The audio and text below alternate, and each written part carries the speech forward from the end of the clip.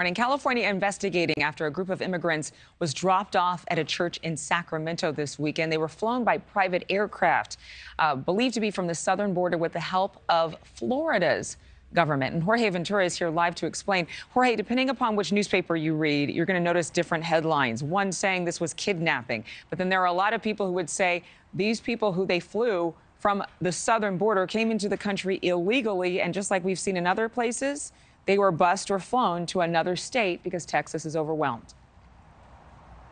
That's right, Adrienne. This issue of flying and busing migrants is still a hot-button issue, and California officials were shocked to say the least after 16 migrants from Venezuela and Colombia were flown to Sacramento on a chartered plane and then were dropped off outside a Roman Catholic church on Friday. Now, the California Attorney General says that the 16 migrants were in El Paso and were then approached by someone who offered them jobs to help get them to their final destination. From there, they would then drive to New Mexico, where a plane was waiting to fly them to Sacramento. Now, Eddie Carmona, a campaign director at Pico, California, a faith-based community organizing group that's been assisting migrants, says the migrants were lied to and had no idea they would be dropped off in California. Now, California's Attorney General calls it immoral and disgusting.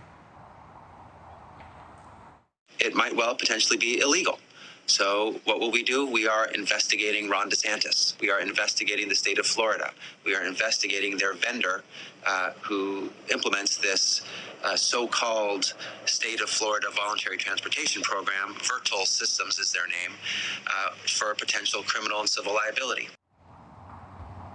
And right now, an investigation is underway to find out who paid for the migrants' travel, if they misled the migrants. Bonta also adds that the men had documents from Virtual Systems, a Florida state contractor that has coordinated Florida's migrants relocation program, most notably by dropping off a plane load of migrants in Martha's Vineyard last year. Now, documentation of flight details have not been released yet, and so far, no comment from Florida Governor Ron DeSantis or his presidential campaign or the company allegedly for organizing these flights. Thank you for watching. Go to newsnationnow.com to find NewsNation on your television provider. And don't forget to click the red subscribe button below to get more of NewsNation's fact-driven, unbiased coverage.